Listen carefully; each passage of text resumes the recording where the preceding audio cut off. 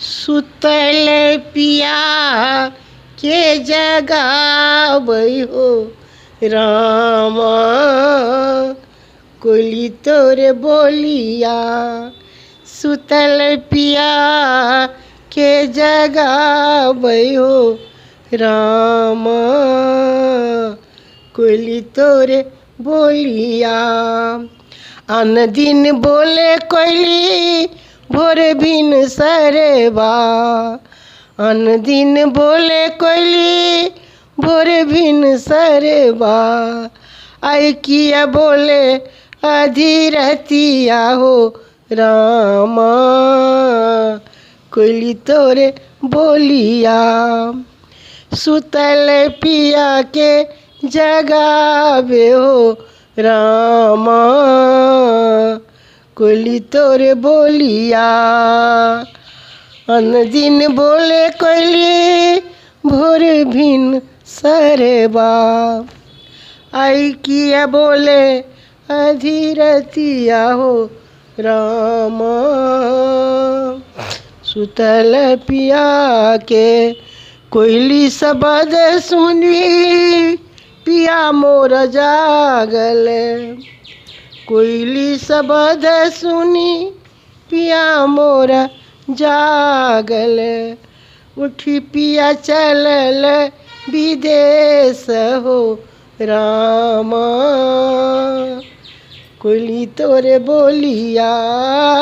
उठी पिया चलल विदेश हो रामा, कोयली तोरे बोलिया।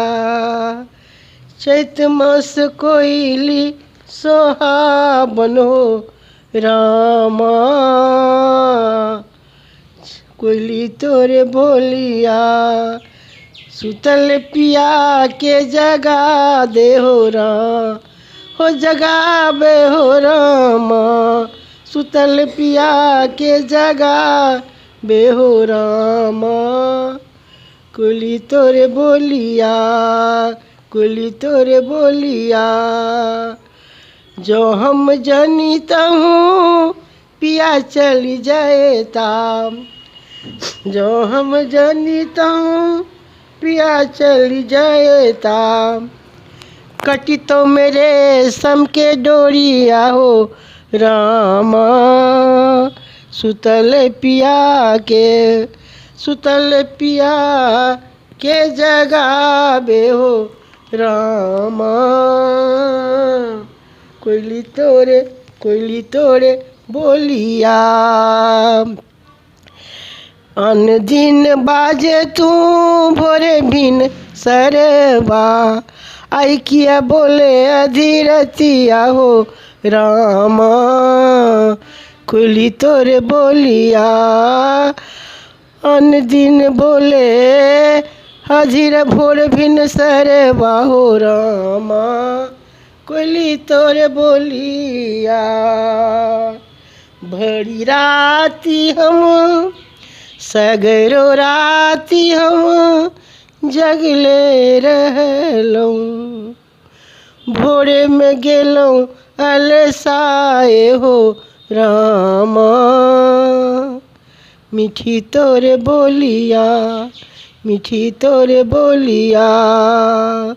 होइते प्रात कोयली खोता उजाड़ब, होइते प्रात कोयली खोता उजाड़ब।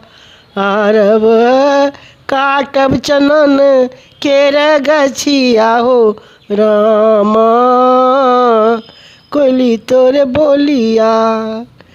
चैत मास कोयली के शब्द सोहावन हो रामा, कोयली तोरे बोलिया, कोयली तोरे बोलिया। अपन भाषा के प्रोत्साहित करे के लेल एकरा लाइक, शेयर और सब्सक्राइब अवश्य करू।